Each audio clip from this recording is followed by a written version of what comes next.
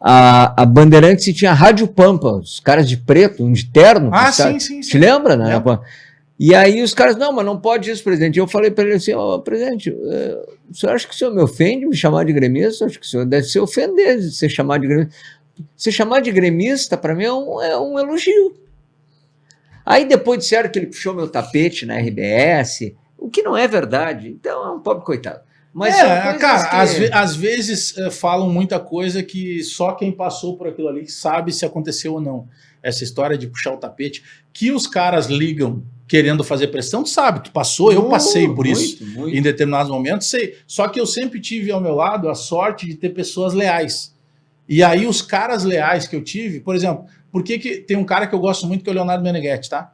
Que outro dia a gente falou, eu disse pra ele assim, cara, tu não tem noção... Um abraço, Meneghetti, tá conosco sempre. Abraço, Menegas. Eu disse pra ele, tu não tem noção quanto eu te admiro enquanto jornalista, que eu já admirava, mas principalmente da pessoa que eu aprendi a gostar, porque eu trabalhei com ele. E teve um episódio em que era mais ou menos isso, sabe? De forçarem uma situação, e era até um colega aí que tava meio no desespero, eu quero voltar, não sei o quê, mas aí eu volto, tem que tirar o Bagé, tem que tirar o JB, e o Meneghetti foi lá e firmou. Tá desesperado para voltar e pedindo pra tirar. Já imagina quem seja, um que não se assumiu, mas todo mundo já sabe o time que ele torce e tal. Amo o Renato, né? Todo dia ele fala no Renato. E aí, então tem isso. E na própria RBS eu sei que teve um determinado momento que aí um dos que eram os meus leais chegou e falou só tô te falando pra te saber, tá? Pode tocar ficha, fazer o que tu quiser, mas fulano ligou pra cá perguntando tal coisa e tal. Eu disse, não tem problema, bom de saber. E também não deixo que aquilo me pilhe pra que eu fique perseguindo o cara.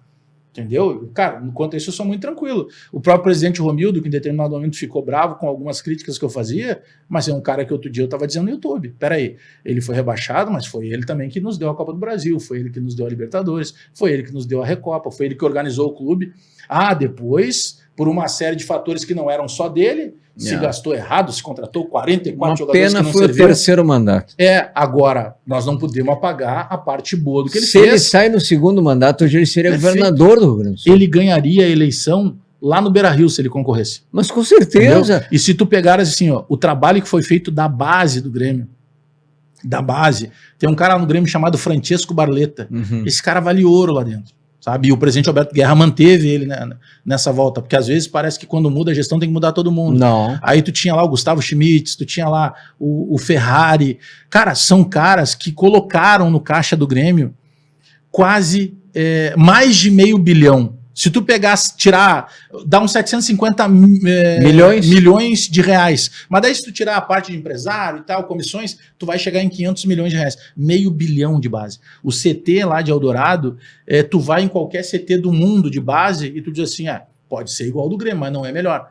Então isso tudo foi a gestão do presidente Romildo. Né? A gente não pode tirar isso. É o contexto de uma análise, que às vezes a gente realmente exagera. A gente tem que fazer essa meia-culpa. Com certeza. Às vezes a gente vai pouco mais forte do que deve. Exagera. Mas não pode tirar o reconhecimento do presidente Romildo não pode, das coisas boas que ele pode. Fez. E ele pegou um Grêmio muito mal, muito. Pô, ele teve que organizar ali. Foi quando ele começa a mexer os pauzinhos para terminar com os altos salários que tinha lá. Lembra? Marcelo Moreno ganhou a Nova Babilônia.